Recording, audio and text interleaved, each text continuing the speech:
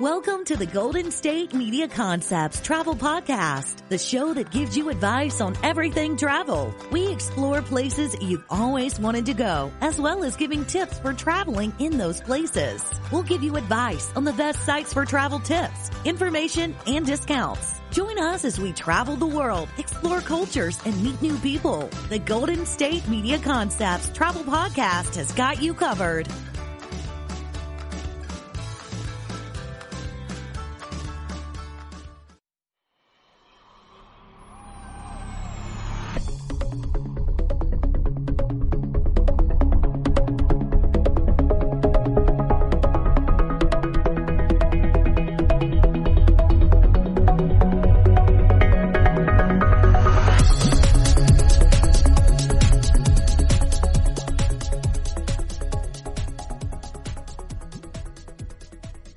Thank you for tuning in to the GSMC Travel Podcast. I'm your host, Brian Chambers.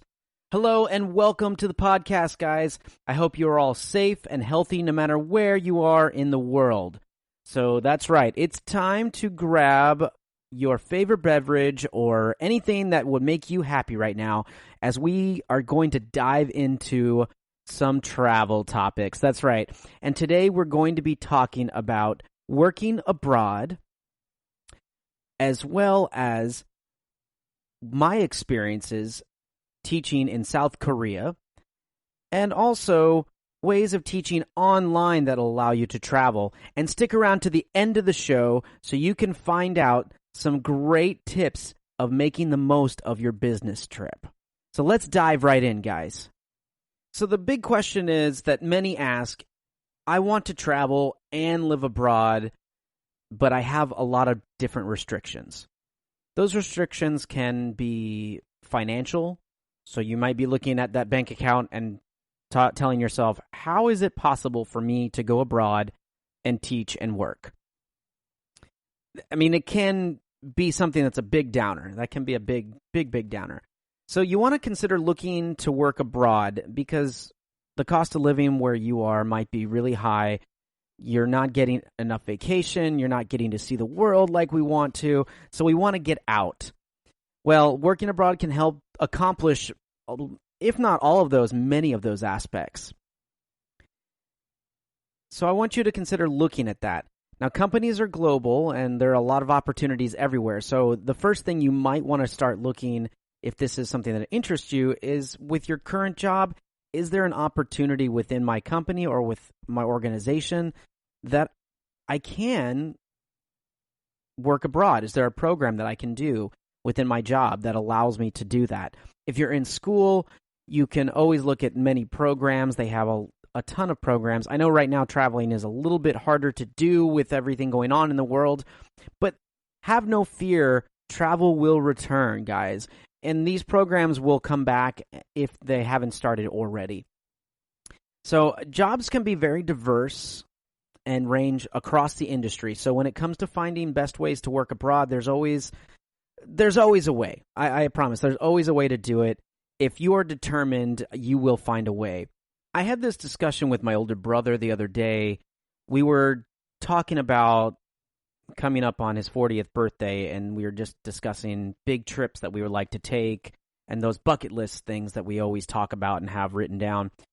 And he was in the middle of a job shift as well, one that he really was excited about. He used to do a lot of travel when he was younger, starting out, just because his company would force him to take business trips, and he would get to see the world and actually go and be in places for long periods of time. And then, of course, he had a family and wanted to be more centrally located or have his put down roots. So he was able to provide and be there with his family and his kids and his wife.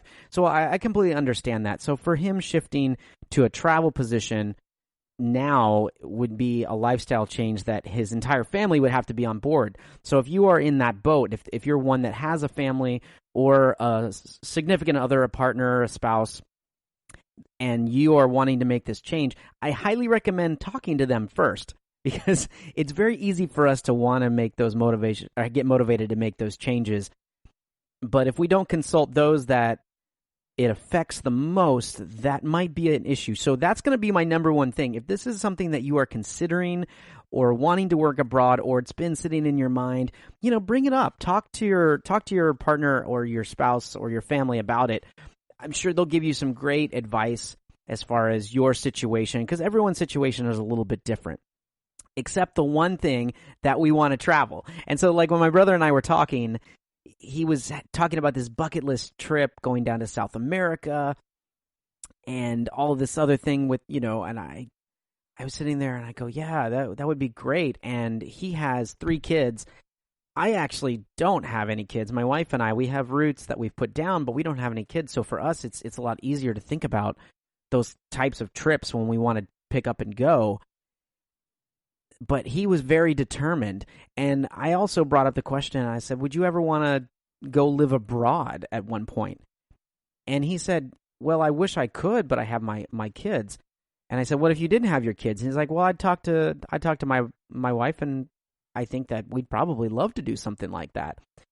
And so we started discussing like maybe the spots we could go live and be when we're 50 plus years old or something like that, when the kids are gone or they're out of college or they're kind of self-sufficient on their own. And we joked about it, but I said, you and I could go do something. We could go travel. And he thought about it and he goes, well, wouldn't that be too old? And so I started looking into this, and it's not too old, guys. There's actually a ton of jobs out there or ways to get work abroad.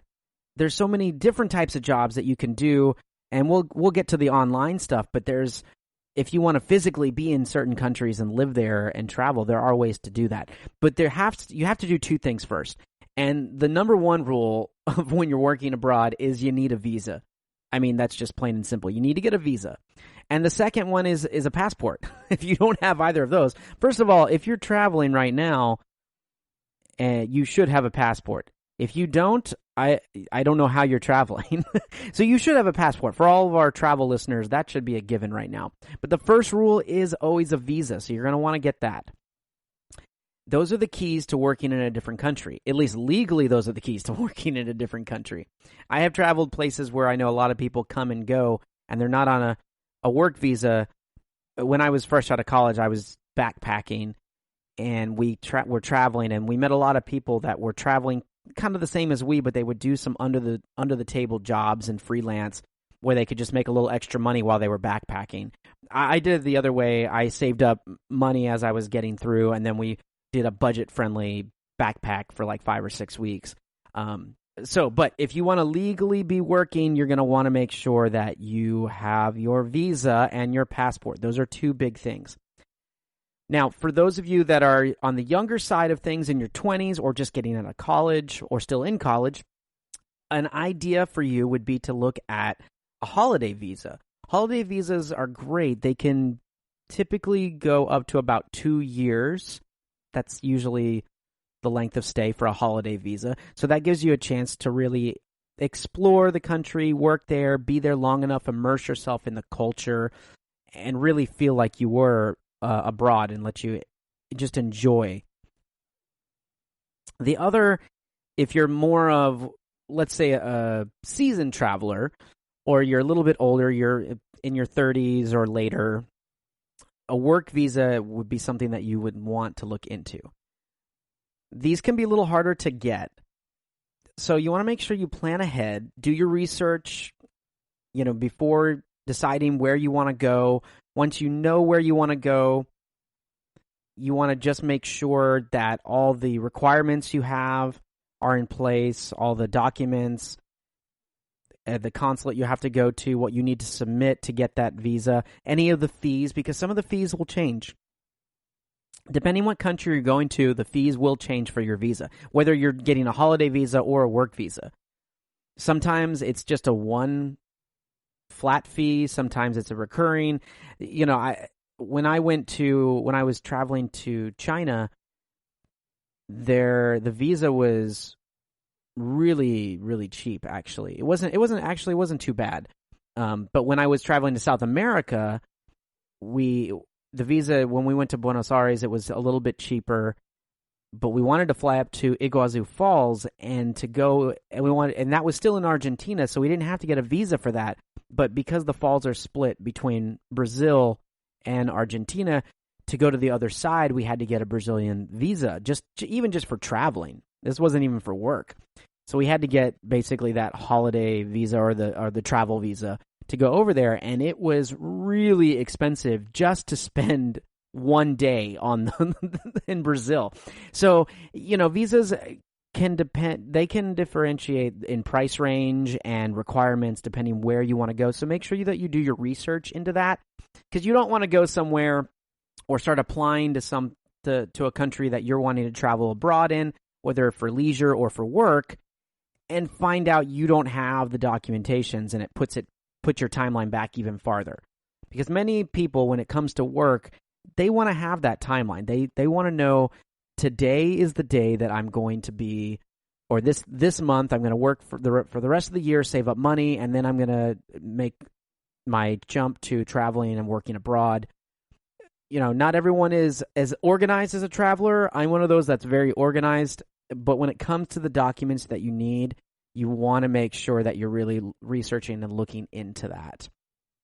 So once you've obtained all of those documents and important visas and having your passport and everything else, there's a couple of different ways that you can look to working abroad. An agency and a program provider are great ways for you to help. They offer a wide range of work, from interns to volunteer opportunities, plenty of things. They're also a pretty smooth transition when you're looking abroad. I've only had one friend who went with an agency specifically. I'll talk about my experience when I went to work abroad coming up in the next segment. So you're going to want to stick around to hear that. But I've had another friend that went the same route, and he said it was very smooth for him to get his visa. He just had to make sure that, he had his insurance. They were very helpful about any vaccinations and things that he had to have and documents. So getting to work abroad through an agency or some kind of provider, it can be a plus. Depending on the support you need, these agencies can have a little bit more fees tagged onto that. So if you're the budget cautious person and you're wanting to make sure that you're not spending a lot of money, you may want to do the work yourself. You may want to do all the research yourself. It can be a little bit more taxing and feel very overwhelming because there's so much information out there. I mean, just stop and take a breath right now and think about all the places you want to travel, and if you had no one to help you with, where you would start. Am I right? I mean, you're just sitting there and you're going, wow, I want to go here, I want to go there. I mean, travel is essential to us, I believe, and it's just something that we just can be overloaded with, and I think, in my opinion, that hinders us. That's the reason that sometimes we just don't take that trip, that bucket list trip, or take that leap to work abroad, or those experiences that we just desire and yearn for in our lives. Another way is to work abroad is as a teacher, which I will talk about in the second segment because that was my choice. If you love kids, you love teaching and really being immersed in a culture, then this would be something for you that you would want to look into. There's a lot of different things that go into teaching. There's different certifications and things like that you might have. Some of you might have them already and not even realize it. And we'll, again, talk about that more in the second segment. But the thing about teaching is it's never about the money. You have to realize that. Now, there are certain countries you can go to that you can teach and make more money than others. And there are certain countries that you can go teach and you're going pretty much for the experience and helping to sustain your life living abroad and traveling. It's not going to make you rich, but it's going to make you rich in culture and be extremely rewarding. I think it's a great thing. Teaching abroad can really make you a better person living in that community. Now, Some things that you want to watch out for are depending on where you're teaching and certain companies that you go through, because there's a lot of different things out there. So you need to be really, really diligent with your research when looking at those. And I'm going to talk about one again in my second segment. The last one I'm going to talk to you guys about is freelance, more like a digital nomad. Travelers, web designers, vloggers. The vloggers have become huge. Photographers, those are really big. And even as I sit here and talk to you, podcasting, those are all types of freelance jobs, digital, what they call the digital nomad, right? Where you can do almost anywhere and you can earn a living that allows you to be a little bit more free with your schedule. So you're not tied down to a specific job in a country, but you're choosing to be there and do your own work on the side. So the one thing and people say, man, that's the best decision. And yeah, it can be phenomenal and great, especially when you have and you can structure your own day the way you want to with work and play. Because I believe that you should work hard and play hard. You got to play just as hard as you work. And you just have to be a little careful with that, because sometimes people think, oh, I'll vlog. I'll just walk around taking pictures and the camera and everything else. And there is a lot more that goes into it than people realize. There really is. The same thing with freelance writers, especially if you're doing interviews or you're meeting with certain people. They may have a schedule that they plan out for you, or things may take a lot longer. And if you're a freelance worker, you want to go to different places, you may only be limiting your time in certain areas unless you're doing specific things in that country or in that destination. So you want to make sure that you look at that. But freelance and digital jobs can be a phenomenal way to travel. And recently, in the later year or the past couple of years, has become a really big thing. And I think that's wonderful that that's happening. I wish when I was younger that this was a little bit more of an option going forward. It's crazy how it's really sprung. So those are some ways for you to work abroad. So don't think that you're too old or too young to be able to take those chances. There's so many different types of ways to get involved out there, but I wanted to give you a couple. So coming up after the break, I'm going to talk about my own experience working abroad in South Korea. So you don't want to miss it.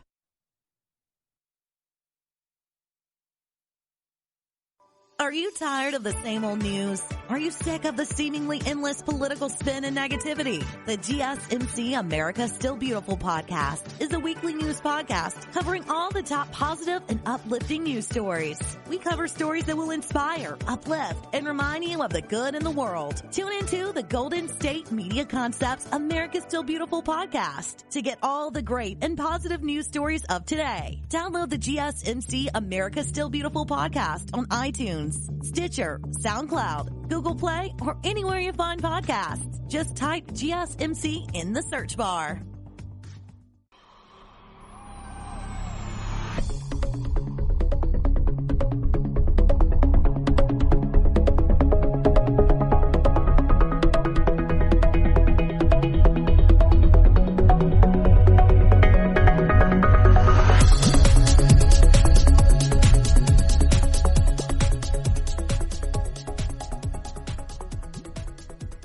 We just finished talking about traveling abroad, different jobs that we can get when we want to travel abroad, and the fact that it isn't too late to do it, no matter what your age is, whether you're just getting out of school, you're in college, or you decided to make a career and lifestyle change later in your 30s, 40s, and even 50s, it is possible to do.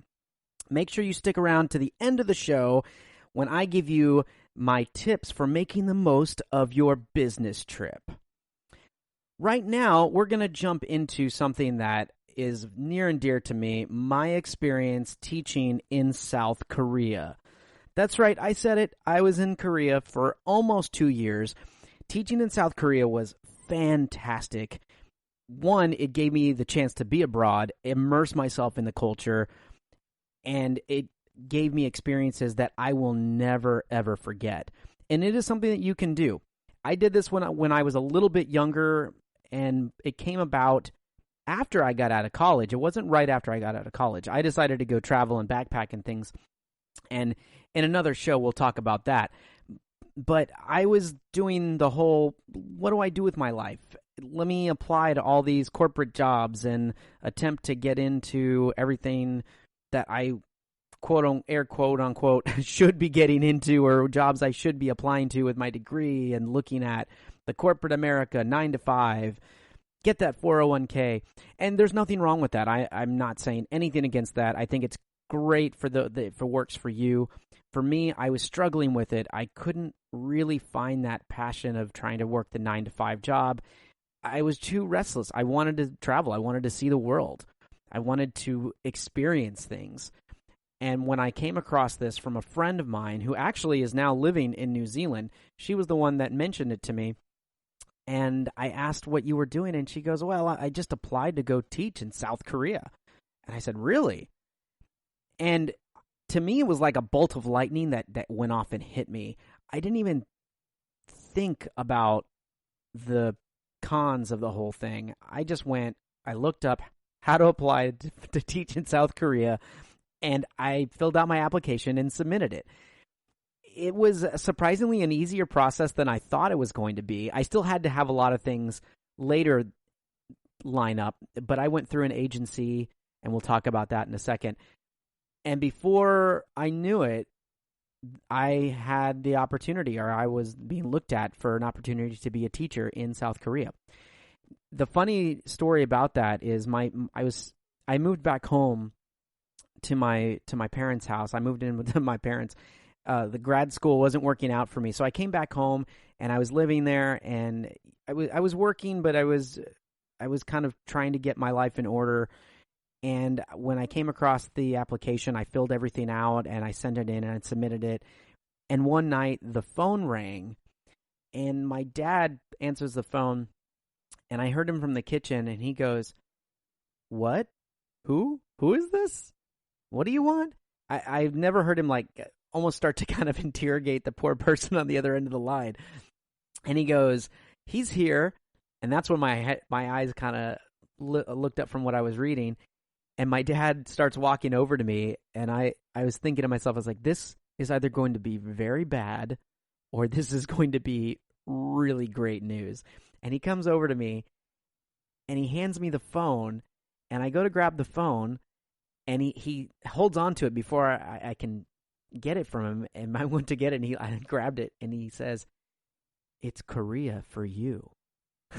and I just looked at him, and I without even thinking, I go, "Oh, good." Grab the phone. I was like, "Hello?"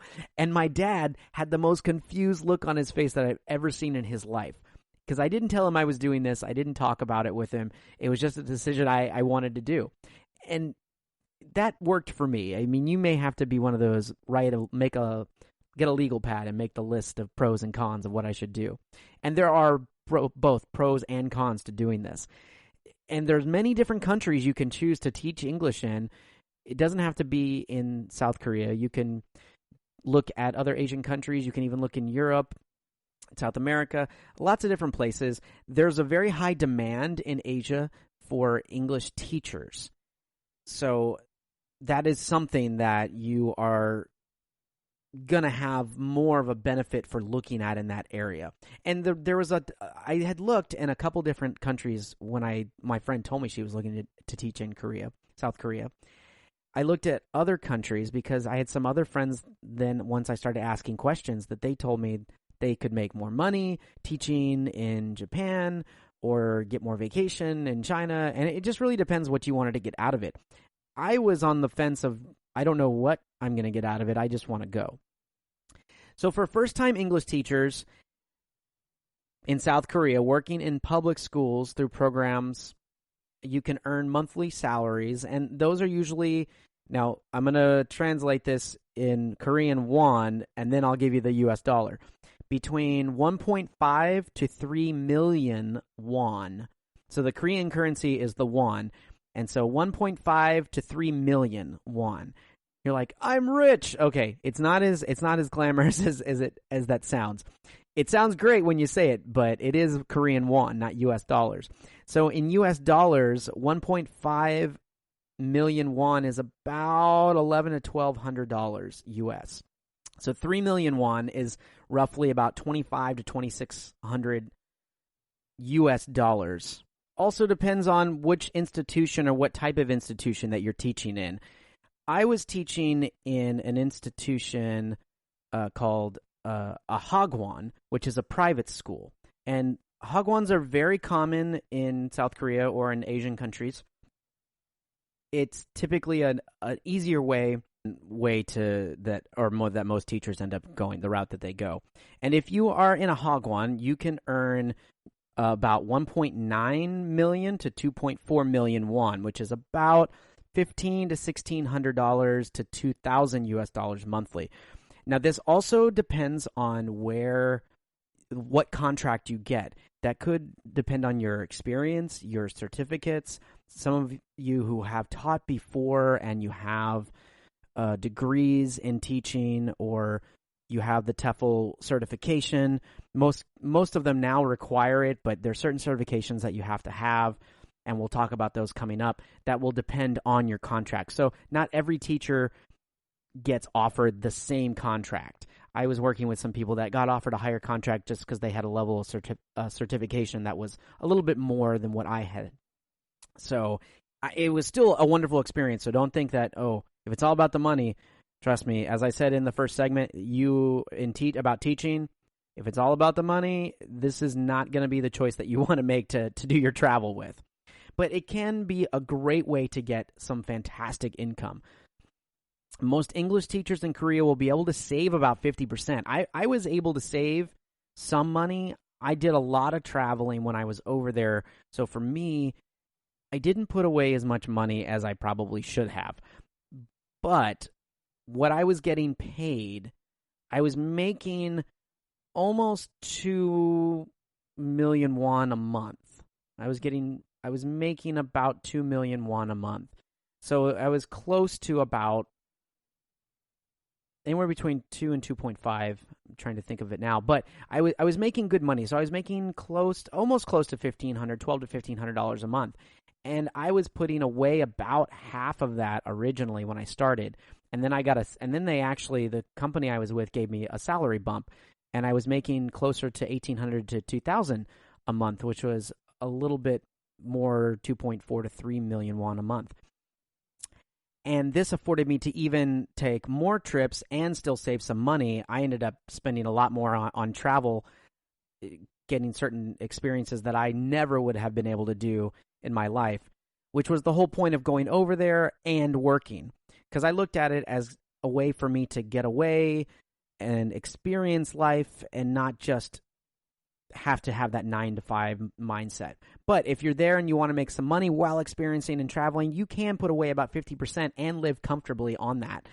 The ranges can be between 500 to 1,000 per month that you can save, and you can just to make sure that you're not spending it. What I would recommend doing when you set up your account with the bank, whatever company you're with, either the provider or the school will help you set up your bank account, and you'll just want to transfer money back home to your account. So if you have an account somewhere back home, put it there and make sure that you don't touch it, and then just use your bank account that you have in South Korea, which will keep you from spending that money, which was what I ended up doing, which is how I was able to save some other funds instead of spending it on trips, because I would have spent it all on travel if I could have. I love to travel, if you can't tell from this. Well, cost of living. Speaking of cost of living, most places will provide you with an apartment or give you extra money so where you can find an apartment. They'll help you seek out an apartment. Most of them will do that for you. They want their teachers relatively close, so you will be able to walk to work, or the public transit will be very easy for you to use and get to the class and teach. They usually provide that for you. Food and utilities was the one thing, and public transportation, that and my internet, those were the things that I had to pay for from the company that I went through. And I went through a private company that matched me with a school. And I was working in an area of South Korea, just out on the other side of the river, an area called Shihung. And it was really great. There was access to grocery store and to the the rail and, public transit was very easy to get around, and there were market streets everywhere, and they showed me places that I could go, and they kind of gave me the path. And I'll talk about that, getting acclimated within the city, a little bit later. But getting back to this, so your food, your utilities, and public transit, those are things that you typically have to pay for. It's lower than most American and Western European cities. You also have country tax taken out. And South Korea at the time when I was there, it was roughly about 3%. And considering that the U.S. is much higher, trying, practically quadrupling that, it was such a nice thing. But cost of living and utilities and all those are much more affordable, it seems, in South Korea. So that was a big plus for me. The other thing is that they paid for my flight to go over, which is another plus. And you're like, oh, great, a free flight. But you have to know this. In your contract, you'll have to read the fine print in your contract, because for my contract, if I left my job, if I decided to terminate my contract with them before 6 months, I would have to pay back the cost of the flight. If I went past 6 months and I decided to, or less than a year, and decided to terminate my contract, then getting home, I would have to cover my own flight to get home, but I would not have to pay back the flight that they covered to get me over there. If I fulfilled my full contract, usually it was about a year, and sometimes they extended after that. But when I fulfilled my full contract, they provided flight home if I decided I wanted to leave. And at the end of your contract, if they really love you, which I hope they loved me, I loved working with them. And I feel like they did because they offered me an extension. But some places will offer you and ask you to stay because they like their students having the same teachers or having longevity and familiarity with their teachers. So that's another bonus. So if you're thinking that, this is only a year, you can reapply. I mean, usually most visas will be about 2 years anyway on short term. Some even maybe longer. Some it could be 3 to 5, depending what type of visa you get. And if not, you have to leave the country, get your visa renewed, and then come back. But most companies that are wanting to keep you on are willing to work with that. And you used to be able to go to just leave the country, so like fly to Japan, and then you can renew your visa and come back. But now you have to actually leave and go to the U.S., get your visa renewed, and then come back. The nice part about that is that you get to get a small break, see friends and family. The other downside to that is that you have to take that long flight again, which it's a really long flight. So the other thing that you need to know about teaching in South Korea or teaching English overseas, that citizenships that are recognized to be able to qualify are English-speaking only nations. So the U.S., the U.K., Ireland, Canada, Australia, New Zealand, or South Africa. Those are, at least with South Korea and the Asian countries, those are typically the only countries that they will allow to get their teachers from, native English-speaking nations. You have to have a bachelor's degree or a diploma from an accredited college or university, 4 years or 3 years in the U.K., and you have to pass a background check. You also have to have a clean health check and a drug test. And especially nowadays, that's really, really important. These are requirements. These are big-time requirements. And remember that these are just requirements acquiring an E2 teaching visa set by the Korean government. Individual employers will have their own unique requirements. So you have to make sure that you look into those. And when you do the interview process and you're doing your research, you'll see that. But a lot of people say, well, that's all great, but is the experience really worth it? And I say, yes, it is absolutely worth it. It's difficult at first when you are kind of by yourself. You go and you don't know what to do, where to go. But they did a great job of showing me around. When you first get there, they take you to different places. They try to make you feel welcome. They'll give you a sense of where you are, and they'll help you set up everything that you need to be comfortable as best you can. The other part of that is it's up to you to really take that leap, because I've met people that were traveling abroad and teaching at the same school that I was at that were there for a shorter amount of time than I was, and they didn't last. And part of the reason was they felt lonely. All they did was they came to work, they taught, and then they went home. They didn't really know where to go. They didn't know what to do. There's ways of learning the language. You can get involved in teaching the language or taking Korean. You can practice by, just getting in a taxi and utilizing that. There's also the teachers. You're not the only teacher there that is in the same boat. So you can make friends with those teachers and the Korean teachers. There was always a Korean counterpart teacher to the English teachers. So they do a good job of fusing those together, making friends, and just experiencing things. The best thing that I did was when one of the other teachers and I became friends, and we were both really big into the music scene, so we played.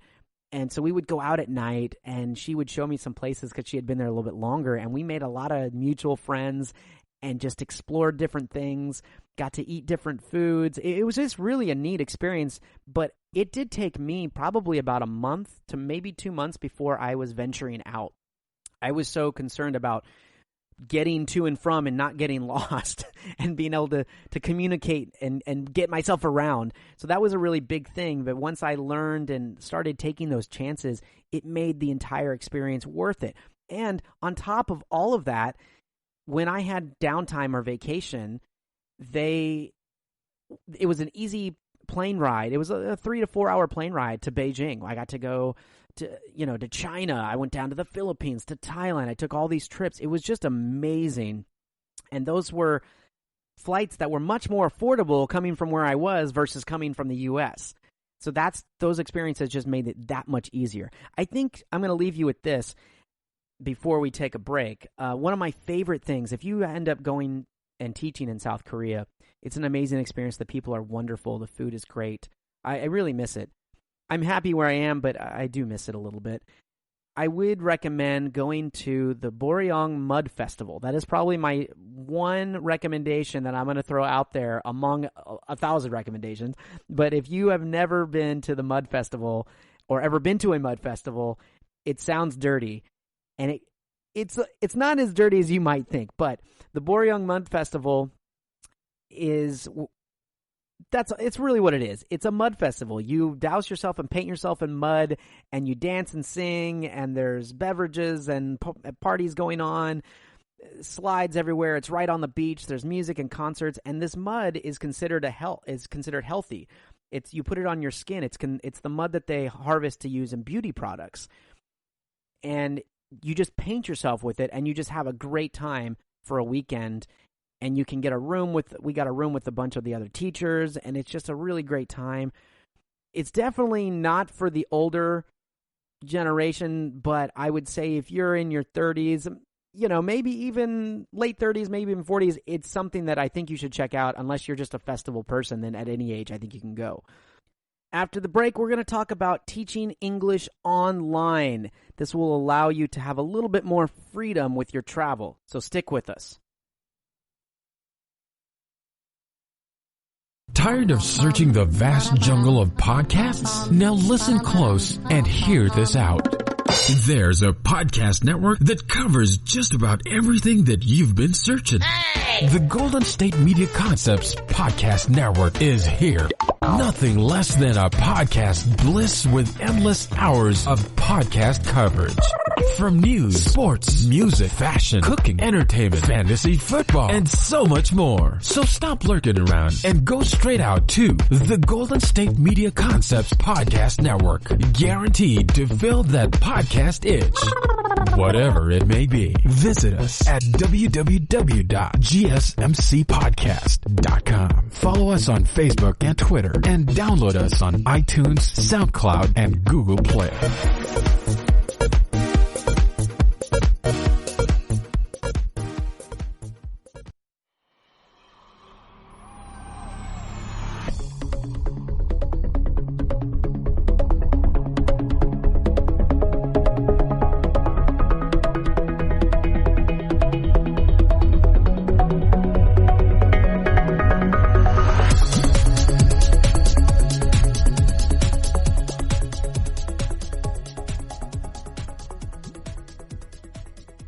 Welcome back. We were just talking about teaching abroad in South Korea.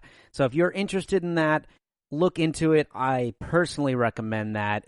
It's great pay. It's a great experience. Culturally, it's fulfilling.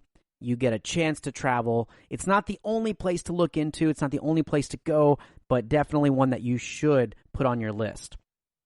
Make sure you stay with us to the end because we'll be talking about making the most of your business trips. I'm going to give you some tips about making the most of your business trips. Continuing along the lines of teaching is a very fulfilling thing, and I think because it is allowing us to relate to other people, when we think about teaching within different cultures, it just locks us together with a common bond when we don't think we have anything in common. And it just makes something very special come about it. I don't know. That's just me.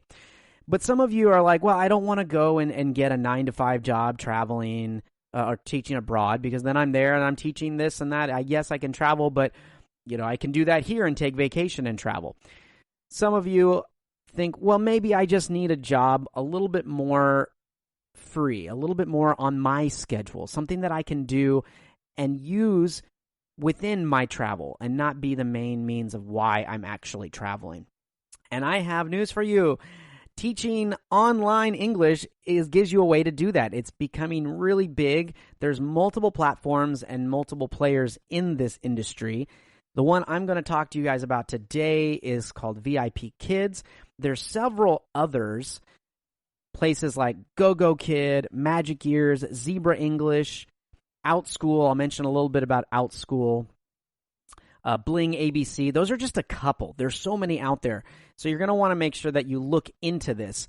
But personally, working for VIP Kid, I've enjoyed it tremendously. It has allowed me to get involved in more ways of freeing up my time. Not just since traveling right now is harder to do. It's allowed me to get involved in other things and other projects. And when traveling starts to open back up more to the world, I'm going to be able to take those trips, given the fact that my wife will let me go travel. We'll just have to bring her along, right? But teaching online is something that it's not new, but it does allow for a sense of freedom for those that need it and a way to make money while you're traveling. So let's talk about it. VIP Kid, it's a platform that's an online platform that you can apply for as a teacher, and they do all the work for you. They do all the work. You go in, all you need is either an iPad or even a cell phone, a smartphone, or a computer. I highly recommend a computer. These days computers are so small and thin. If you can set the computer up, it's a lot easier than dealing with an iPad or a mobile phone. But I know people that swear by either of them and they're traveling and they use them all the time. So you can use either a mobile device, a smartphone, or an iPad or tablet, or a computer of some kind, and you'll need internet. That's the one thing that you will need. You'll need to get a high-speed internet, or wherever you're traveling, you're going to need to make sure that they have high-speed internet. So those are really the only things that you're going to need aside from having a headset. You can use, AirPods. You can plug in and use those. Or you can, if you have a gaming headset that you're not using or one of those telemarketer type of headsets, you can use those. But anything that really works will help, of some kind of earphone or headset that you can use. I don't recommend using the sound out of your computer. I have had people or heard that people have done that. It just doesn't work that well. So those are going to be the best ways to do it. So if you have those things and you have a desire to travel, or you just want to make up your own schedule, then VIP Kid is something you want to look into. The great thing about VIP Kid is that you get to schedule or make your own schedule. You get to determine when you want to have classes, when you don't want to have classes. Now, VIP Kid it has a U.S. office, but it's based in Beijing. And that means that all the students that you're teaching are in China. So the time difference is going to be a little bit of an issue. For some of you, that might not be a big issue. But if you want to get and book classes and make actual money, you're going to be needing to teach either extremely early hours or extremely late hours, depending on how you look at it. I tend to open up my class schedule from about 5:30 or 6 a.m. all the way to about 8:30 in the morning. And then if I am available in the evening, I want to work in the evening, I'll open up classes from about 7:30 to about 9:30, 10. I typically stop after about 10 o'clock, but I know some people that will teach all the way up till midnight if they want to just load up their like one Monday, Tuesday with like all evening classes, and then maybe Thursday, Friday with like all morning classes. I've seen people do that before, or talk to people that have made those schedules. I typically don't like to teach in the middle of the night. 5 a.m. to 5:30 is usually the earliest I like to.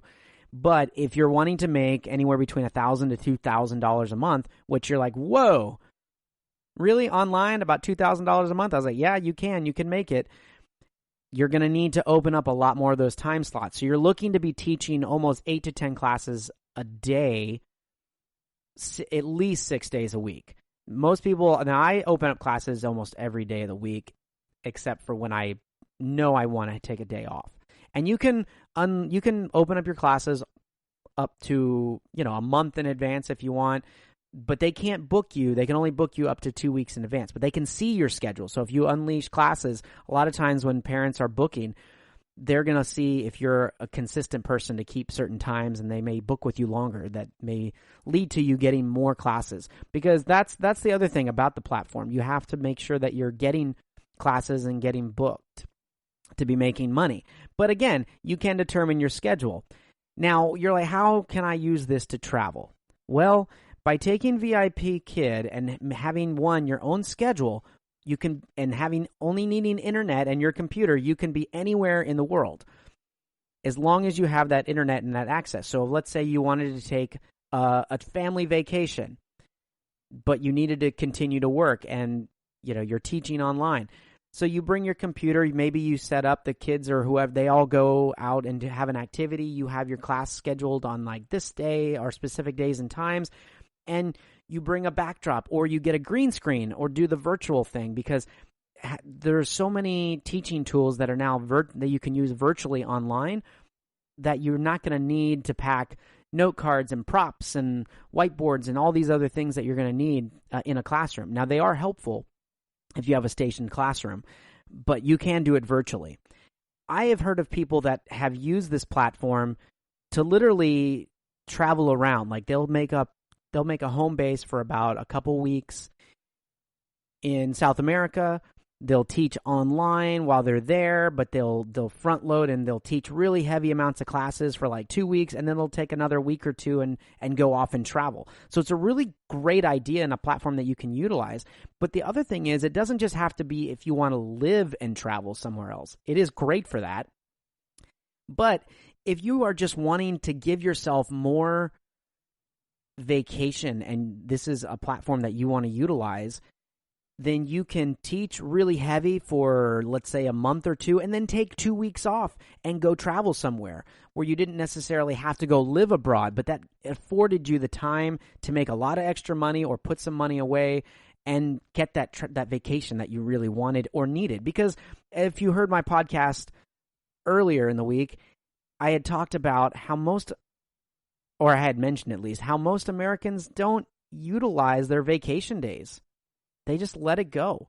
More than 50% of people don't use the allotted vacation time. We are addicted to work for some reason. So this is kind of a flexible way to do that. Now you say, okay, it sounds great. How can I go about doing this? Well, you have to apply, first of all. So you can go to VIPkid.com and you can find out how to start applying. You'll fill out an application, and then you have to have a 4-year degree. So some of the other platforms don't necessarily require that, but you have to have a teaching degree or a 4-year degree to be able to apply with the VIP Kid company. Some of the other ones are a little bit different, so they don't require that 4-year degree, and I'll mention one in just a second. But for this one, you do need to, and you'll have to upload documents, fill out the application, and then you're going to have to do a mock trial class. So you'll do these videos, and you'll have these kind of prep videos that you'll have to watch, and it's like orientation that you'll have to prepare for your mock class, and then you'll go in with a live person, and someone actually will be there with you, pretending to be the student, giving you that mock class, and you will actually be teaching them. It won't be a full class because classes are only 25 minutes. Some of them are a little bit longer. When you get into more certifications, you have the option of teaching longer classes, up to, I believe, 50 minutes is their top length. The classes that I teach are all 25 minutes. So they do about a 10 to 12-minute mock class. So you get the feel and the idea.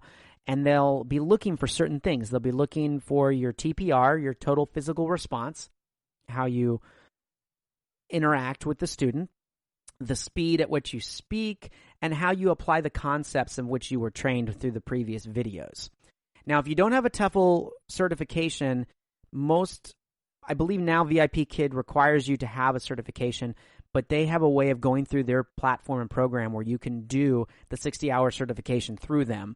They also offer different incentives for teachers where they teach Chinese classes, or if you're purchasing classroom items, you get discounts through promotional things through the company. So it's really kind of great. But you are an independent contractor with them.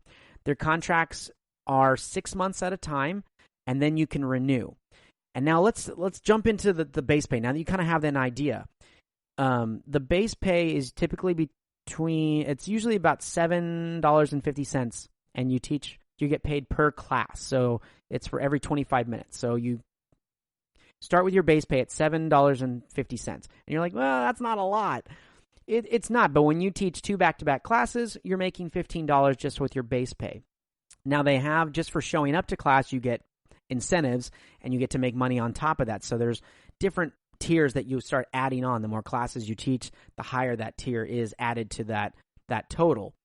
And so you're looking at starting out making per hour, if you're teaching them back-to-back classes, anywhere between $16 to $20 or $16 to even $22 per hour, which at that point starts to sound a lot better, right? Great, I know. That's kind of what I was. I saw it and I was like, But it also depends on your experience and the level of certification you come in applying to that will determine your base pay when you start out. So make sure that you look at that. The other thing that you have to make sure that some people don't pay attention about this, if you're one of those people that is a little bit looser about your schedule and you're like, oh, no, I can't teach now, or this is not a large income for you, and you're just doing this as a side job, be aware that if you are canceling classes or not showing up, you lose money in that sense. So if you cancel within 24 hours, or you have more than 24 hours that you cancel a class that was booked, it will cost you about $2. If you cancel in less than 24 hours, it'll cost you around $10 to cancel that. And so now you're looking at, well, I'm losing money. So that's no good either way. And, you get charged as well for not showing up to a class. So if you are not an early riser, make sure that you probably want to look at booking or opening those time slots in the evenings, or if you're a night owl, the 12 a.m. on type of time frame. So the time difference can be an issue for some people. If you're on the West Coast, it's a little bit easier. You don't have quite as early as the morning. If you're on the East Coast in the U.S. and you're teaching it, you're going to have some really early mornings, so it may not be the right fit for you. But if you're somewhere else in the world and you use this as a platform to making money while you're traveling, it's great. And if you happen to be in different areas in different countries where the time frame lines up, it might change your time frame, so you may not want to stay in the same place. But it is just one of many ways that you can. And I've had a wonderful experience. I mean, the other thing is the kids are fantastic. They're such a joy. You learn a little bit from them. Just in teaching in general, it can be very enriching. If you're not one that loves to teach, again, this might not be for you. But I've enjoyed every kid that I've gotten a chance to teach. They may not all stick with me as the greatest student I've ever had, but they all offer some wonderful insights into their lives. And it's really neat to kind of see them in their home, in their own element, and they love to share things with you. And you just get really engrossed in the conversation sometimes, and you have to make sure that you're teaching your content. Because VIP, the platform, they give you all the material. They give you the slides and what has to be taught and the lessons that need to be done. So really the only prep work that you're doing is any rewards or props that you need. And again, we talked about being able to do those virtually if you're traveling and things like that. And just having your equipment there. And you're making money, right? And that's a great thing to do, and it's a great way to travel, to utilize this as a means if you're a traveler that has to work while you're abroad or needing a job and you can't find one, this is a great way to do it. It'll let you travel and stay places and move around if you want. You can have that nomadic experience and you won't have to worry about a visa, right? So the other one, before I let you go, there is another one, and like I mentioned many earlier. I mentioned GoGo Kid, Magic Ears, Zebra English, Bling ABC. Those are all other platforms that you can check into. There was another one that I also mentioned called OutSchool. And if you are not one that wants to have a platform given to you and say, this is what you have to teach, you want to teach something that you know, this is a platform you're going to want to look into. OutSchool, you don't have to have that 4-year degree or certain certifications. There is a process, the background check, and you have to apply and go through a different process. But there's not as much as a requirement for you to submit these applications for OutSchool. And the best part is, with OutSchool, you can teach whatever you want. If you are wanting to teach an online course about singing or theater or how to paint, you can, whatever you want, you can create your own class and you can make your own price. Now, that can be a double-edged sword. You could make a class and charge too much that you won't have enough people that book your class, or you don't want to charge too little that you get so many people and all you're doing is creating and having to do a lot more prep work and content and not getting much for it. But however you want to do it, that is another way you can teach with a program called OutSchool. And you have to get approved and apply through them. But once you are, you can teach whatever you want and you can change. You can have multiple classes that you want to teach. You can say, I want to teach my art class this week and I'm drawing 101, or I'm going to teach, swimming or safety courses in swimming, on this day. So it just depends. And this is a really cool platform, especially for those that want to teach their own subject and don't want to get just teaching English. So I'd really highly recommend looking into that. Now stay with us because you're not going to want to miss, as promised, my tips for making the most of your business trip. The GSMC Life and Happiness Podcast takes you on a journey of exploration. We'll discuss tried and true methods alongside the latest trends of how to best live your life to its fullest and happiest. From psychology to meditation, science to self-help books, the GSMC Life and Happiness Podcast will help you to discover what makes you happy and how you can live life being the best you possible. Download the GSMC Life and Happiness Podcast on iTunes, Stitcher, SoundCloud, Google Play, or anywhere you find podcasts. Just type GSMC in the search bar.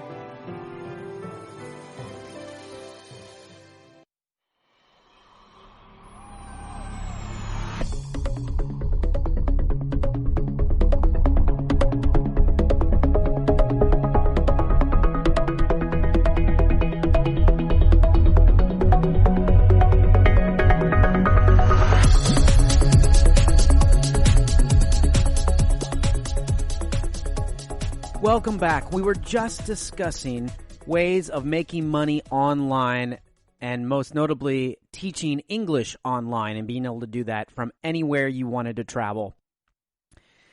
But as I promised, we are now going to talk about making the most of your business trips. And I'm going to give you a few key things to look at, and that way you can make the most of your business trip the next time you have to take one. Really, when we think about business travel, no one ever gets excited. It's not something that we jump for joy about and have this notion of, yay!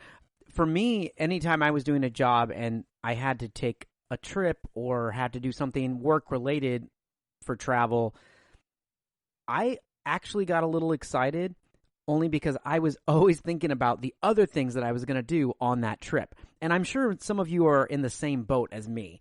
I'm sure that I'm not the only one that's sitting there going, well, I have to go for business. What else can I do while I'm there? Will I have time? Some people don't get that mindset. Some people, their focus is business first, which is great. But you get there and then you have downtime and other things and you decide just to do nothing and you don't really make the most of that trip. And especially when those of you love to travel or you always talk about how you don't get a vacation, this is a great way to kind of extend that or maybe inspire you and give you a little bit more of a taste for future travel or future destinations that you want to try. Maybe you make you want to go back to that same place where you're not there for work, you're there for pure vacation. Because reality, business travel can be exhausting. I mean, let's just be real about it. You don't have great sleep sometimes, or you're in meetings all day and you have disrupted sleep because of the time zones. You don't really exercise. For those of you gurus that are like the morning get up, go to the gym type of thing, I applaud you. I love being healthy. I love working out. I love exercising. But when I'm traveling, exercising is kind of the last thing on my mind. The other thing is that we don't think about is our choices in food when we travel for business. Now, this has never been a big thing for me, but countless times I've talked to my dad, and he comes back from a business trip, and I say, hey, how was it? Did you get a chance to go do anything or eat something really neat? And he's like, no, I ate at the hotel. I just ordered room service. Or I was at the hotel bar or whatever restaurant was like right there, or the group that he was with, the business companions, wherever they went to eat, he went to eat. So sometimes he had a really neat experience. Other times he didn't really go that extra mile. And I always thought that was kind of sad in my mind. I love you, Dad. I love you. But I'm one that loves to travel. He loved to do the job and get back. I would love to extend my trip if I could. So, food choices to a lot of us when we travel in business are not always the healthiest. And the other thing is, internet can be unpredictable depending where you are. It's not always a 4-star hotel or something. You could be way out in the middle of nowhere where you don't have internet, and that means you don't have any social media or anything, which can be a really great thing. You can really experience where you are and doing other things besides getting on electronics or that social media. So how can you make the most of a business trip? I mean, it is tough. It is tough when you think about it. But there are ways to do it. And why should you do it? That's another question. Why should we even make a longer trip for ourselves or put more into a business trip? Sometimes going and taking that flight and working just exhausts us anyway. So why should we exert more energy to get more out of a trip? Well, it can actually rejuvenate you a little bit, give you that sense of freedom that you have wanting to get. Again, inspire you to take a longer trip if needed later, because we do need it. Most Americans don't take their vacation days. In fact, according to the U.S. Travel Association, more than half, roughly about 55% of U.S. workers reported that they did not use their allotted time off. 55%. That's insane.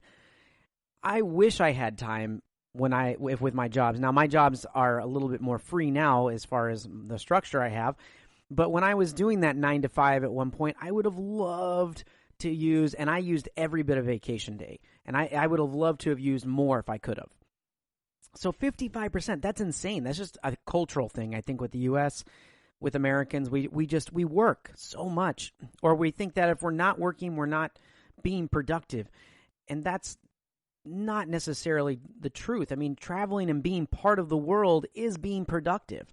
And so when you're on these trips, helping make and allowing yourself to have a little bit more of an experience while you're there can be super beneficial and a lot healthier when you think about it. So let's dive into a couple of the tips that we have here. So the first one, it's very simple. Plan everything in advance. That's the first step, because you have to make sure that you have available downtime. And that distinguishes the type of business traveler you are and what you're going for. You're going to have strange pockets of time off depending what you're doing. Sometimes you just have morning meetings, or you whatever you have to do is just early part of the morning, and then you have the rest of the day. Other times it's throughout the entire day, and you may have an hour here, 2 hours there, or you work all day until about 7 o'clock or 8 o'clock, and then you have the evening off. So how can we really determine that? Well, planning everything in advance will help you even for those pocket times of unexpected breaks that you get. It'll allow you to figure out a little bit more of what you want to do and what you can do. So to help with planning, I recommend that you stay close to your hotel when you have those pocket times, especially. And that means that you're going to want to look at the area where you're staying, what's around your hotel or host wherever you're staying, whether it's a house or an Airbnb or anything like that. You want to look and see what you can access in a short amount of time or what's around there, either restaurant-wise for food, activity-wise. You just want to know your area a little bit more, so you're going to have to research a little bit prior to your trip. If the weather's nice, you can enjoy exploring a little bit on foot instead of taking like public transit. So let's say you're at a hotel and you have about 2 hours and you wanted to go do this activity. Well, you might have tomorrow off or a little bit more time. Maybe you do that tomorrow, that activity tomorrow, or that excursion or experience the next day, and just go on foot when you have a short break and just explore. Don't even deal with public transit, because if you have to, sometimes that can be a little bit of an unknown when you have to deal with public transits in certain areas. And you don't want to have to rely on that, especially if you need to be back for a work-related event or meeting or something, especially when time is crucial. That could be detrimental to you. So just by getting out and exploring on foot, that's a great way. You can just go in, and that also will give you, if you didn't do any prior planning before, which you did because you heard this tip, it'll give you a sense of what's in your area. Okay, another tip, manage your time and lighten your load a little bit. It really starts with your airport and prepping, like at the prep and airport kind of time frame here. You don't need to check bags if you don't have to, right? So checking a bag only means you have to go down to the carousel, you have to wait for the bag to get off, or you have to wait for it to get off the plane. So that's another time frame that once you land, if you wanted to go do something, or if you had time when you landed before work-related things started, this could save you that time right there by just having your carry-on bag and not a checked bag. It is possible to do it. You can also plan your daily outfits. I know this sounds really weird, but if you plan your daily outfits and you know what you're wearing, then you can pack a little bit lighter in your suitcase, which will allow you to bring that carry-on. You're not going to necessarily pack all the unwanted things that, I'm actually really horrible about this because I like to bring everything because I never know what I'm going to do. But if I had planned out everything day by day, what I needed, and then needed to pack some workout clothes or something on top of that, then I have it. And then I'm not having to overpack, and I'm able to take that carry-on, which I love to do. The other thing is, say no to extra time lightening your load with coworkers. If you say no to them, then that gives you more free time. So once you've actually done your stuff at the airport, you've packed lightly, you're there. If you're traveling with coworkers and they want to do something and you just have other plans, just say no. Just say no. That way that gives you a little bit more time to yourself, or for you to go try a restaurant that you wanted to, or go walk around, or do something that you had in your mind. Which then brings me to this. Once you've landed and when you get there, look elsewhere besides the hotel bar. It's very easy for us to just go downstairs to the lobby, sit at the hotel bar, get a drink. I recommend finding a place in what I talked about earlier when you're planning in advance, knowing your area, and going and eating by yourself. Some people have a hard time eating by yourself. But if you go somewhere that's unique or local, it might be a great people watching spot. So it might not be as great, or just take a book with you.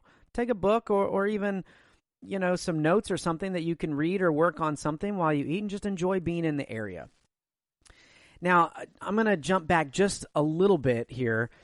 We talked about packing light for the airplane, but also being in an airport and taking a flight, there's a lot of wasted time. There really is. There are ways to go about being more efficient. You don't have to have Wi-Fi everywhere. In fact, you might not have Wi-Fi everywhere, so this is also something you might need to plan for. One suggestion is you can write emails prior to so that they're ready to send when you reach your location and you have access to internet. So you can just type those emails out. That way it's either, saved on your computer or your tablet or phone, and then it's just, as soon as you get that internet, boom, you get to send them, or, put them in a template, copy and paste, boom, you're done. That'll save you a ton of time. Make sure important documents are saved to your desktop, so that way you can work on things a little bit during the flight or during the airport, so you're not having to rely on that internet as well. If you need internet that bad, having a hotspot, especially for layovers, that can allow you to get things done a lot more. So if you're going in an area where there might not be great Wi-Fi, having that hotspot even at the airport is a great thing to have, because airport Wi-Fi is, everyone's using them, and they can be hit or miss sometimes depending where you are. If you're not taking public transportation like an Uber or a Lyft, and you're renting a car during your trip, join their loyalty program, right? So after you land, you got a lot done on your flight. You've already saved your emails. They're ready to go. You've worked on stuff. You even got a little bit of sleep, whatever. You had time to maybe watch one of those movies. Well, now you're there. How many of you have ever been in line just waiting for rental cars and things like that? Now they have them where it's just, if you sign up early, you can just go get in the car and drive off, and then it's taken care of when you come back. But if you're part of their loyalty program, that can save you some money too. You can get some great deals, maybe get an upgrade on something that you weren't expecting, but also you can make for that faster route getting out of there, because you won't have to spend as much time checking at the counter or anything with them. You just go right to wherever you need to go. They'll know you. It's just a convenient way. So joining those loyalty programs are a really good thing, because you also have those inexperienced vacationers that don't know what they're doing, and they're kind of looking around, or are new to to the area and are trying to figure things out, or traveling with family, and you can skip all that right away. Another great tip is to get a great night's sleep. Getting a good night's sleep is something that we all need all the time, right? But when you're jet lagged, it makes it a lot harder. And when I say get a good night's sleep, I don't mean, okay, I got there, I need to get sleep that either later that night, or it's nighttime, I need to get to bed right away. It might actually help you if you keep with your time frame or your schedule to get sleep. So if home is on the West Coast, but you've been traveling to the East Coast, you can try to eat early and put yourself to bed, even though it might not be what time you normally do that. So that can kind of help you with your sleep schedule, which would also allow you, when you wake up, to feel a little bit more refreshed, and you might have extra energy to do those activities on your business trip.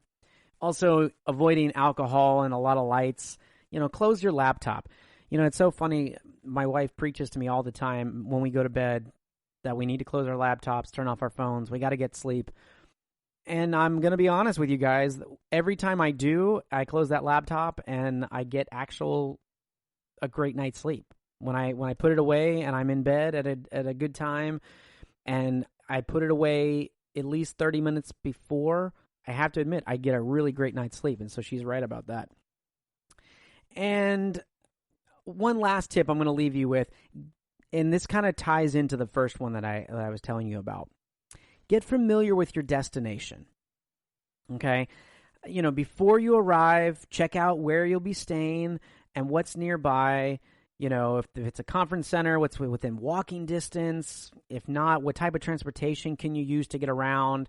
Check out the nearest restaurants in case your client would like to go to a nicer dinner, so you can actually utilize your business trip to make more out of it, to get a cultural experience. They may love that. That may be a plus for you. Get up early in the morning and go for a jog if you know the area. Instead of going to that indoor gym that they have there, you can get up and go for a run or do a yoga outside, or, if you notice there was a park nearby, you can get up and do that. So being familiar with your destination area is a huge, huge thing. And the last and biggest tip that I might leave with you if you want to make a little bit more out of your business trip is try to extend your stay. That may not be possible with everybody, but if you extend your stay, that gives you a little bit of time while you're there. You've done a little bit of research, you know the area. When you're there, even during your business trip, you're getting to learn more about the area. And then once you've extended your stay, you already have an idea of exactly what you want to do. You know where you want to go, and it's easier for you to plan. So extending your stay is not always possible for everybody, but if you can do it, I promise it's going to be worth it, because who doesn't want to take some vacation after a vacation? Even when you go on vacation, you want to take some vacation after a vacation. So extending your stay might be the relatively easy way to really get the more out of that business trip. So there you go. Those are my tips if you want to make more out of a business trip. I hope you have been inspired to take a trip this year, or you look to start planning one. It's never too late to start traveling. It can open your eyes to new experiences, even unlock things about ourselves that we never knew. I believe everyone should travel and explore more of what this world has to offer. It can give us an appreciation and love for so many things. So let's get traveling. You've been listening to the Golden State Media Concepts Travel Podcast, part of the GSMC Podcast Network. You can find this show and others like it at www.gsmcpodcast.com. Download our podcast on iTunes, Stitcher, SoundCloud, Google Play, or anywhere you find podcasts. Just type in GSMC to find all of our shows from the GSMC Podcast Network. From travel to health and wellness to entertainment and life and happiness to sex and relationships. You can also follow us on Twitter and Facebook. Thank you, and we hope you have enjoyed today's episode of the Golden State Media Concepts Travel Podcast.